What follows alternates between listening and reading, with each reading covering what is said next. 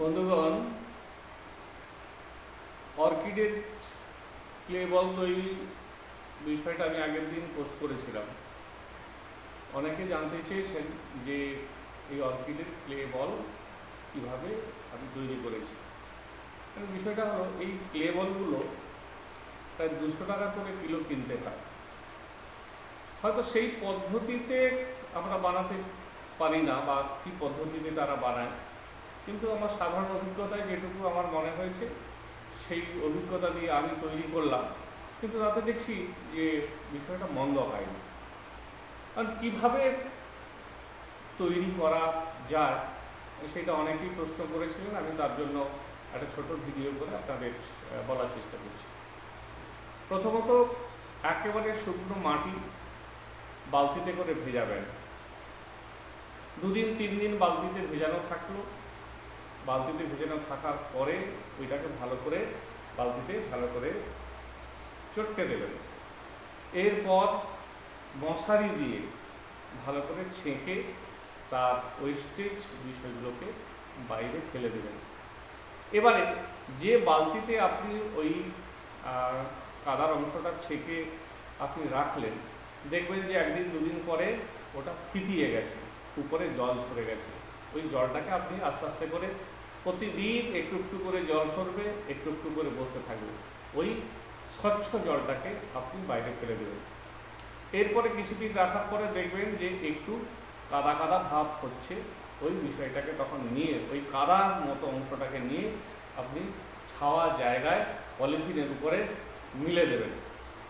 মিলে দেওয়ার পরে যখন ওইটা একটু শক্ত শক্ত হবে, একটু শক্ত, তার সঙ্গে কী দেবেন না, কাঠের গুঁড়ি অথবা তুষ, কাঠের গুঁড়ি অথবা তুষ দিয়ে, তুষ যেটা মানে আমরা দেশীয় ভাষায় কুড়া বলি, কুড়া, সেইটাকে দিয়ে ভালো করে মাটিটাকে মাখাতে হবে, ভীষণ ভালো করে মাখাতে হবে। মাখালে দেখবেন যে যেভাবে ময়দা বা আটা যেভাবে মাখানো হয় সেইভাবে মাখানো হয়ে গেল। দিয়ে এইরকম দেখুন, এইগুলো হচ্ছে কি না, কাঁচা। এই ছোট ছোট করে গুলি করলাম, গুলি করে ওটাকে রোদে শুকাতে দিলাম। ঠিক আছে, গুলিগুলো দেখুন, এই যে এইগুলো গুলি, এগুলো টেবিলে রয়েছে, এগুলো করে রোদে শুকাতে দিলাম। রোদে শুকানোর পরে এটিকে একটি বড় ব্যাপার হচ্ছে পুড়ানো। কিভাবে পুড়াবে? দেখুন, শহরে পুড়ানোর ক্ষেত্রে বড় সমস্যা আছে। এগুলি গ্রামের যারা, তারাই কিন্তু পারবেন, বা যাদের আঁচ আছে সেটা কয়লা দিয়েও হতে পারে বা গুঁড়ো দিয়েও হতে পারে। প্রথমে আগুনটাকে জ্বালালেন, বা রান্নাবান্না হলো, রান্নাবান্না হওয়ার সাথে সাথে অল্প অল্প করে এইগুলি আঁচে দেবেন। তারপর আবার ঘুঁটে দিলেন বা কয়লা দিলেন, আবার এগুলো দিলেন, আবার ঘুঁটে দিলেন, আবার এইভাবে অল্প অল্প করে দিয়ে একদম রেখে দেবেন। এবারে ওইটা আগুন জ্বলতে জ্বলতে জ্বলতে জ্বলতে এক সময় দেখবেন আগুনটা নিভে যাবে। দেখুন, সকালে জ্বালালেন কিন্তু তাপ থাকবে, এটাকে বিকেলে বা তারপরের দিন সকালে এগুলোকে আবার ওই ছায়ের মধ্য থেকে আপনাকে পরিষ্কার করে বেছে নিতে হবে। তা বেছে নেওয়ার পরে দেখুন সেটা কালার কি দাঁড়াচ্ছে, এরকম লাল হয়ে গেছে, দেখুন পুড়ে এটা লাল হয়ে গেছে এবং অনেক হালকা। এবং এগুলোর মধ্যে দেখুন যে ছোট ছোট ছোট ছোট এই যে তুষগুলো যখন পুড়ে যাচ্ছে, এর ভিতরে ছোট ছোট ছিদ্র হয়ে যাচ্ছে।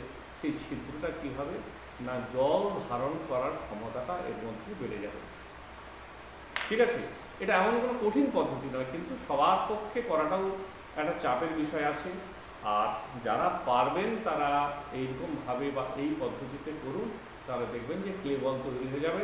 আমার অনেক অর্কিড আছে, তো আমি সেই জন্য 200 টাকা করে কিনতে বড্ড গায়ে লাগে।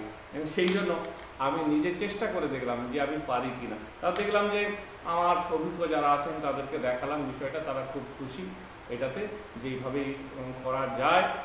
আমি সেই পদ্ধতি নিয়ে করছি, বা আমার মাটি তৈরি আছে, আমি আরও হয়তো কিলো 10 করে বানাবো। আমি ফার্স্ট টাইম এগুলো পুড়েছি, একটা লট পুড়েছি, আর এই শনিবার দ্বিতীয় লটটা পুড়বো।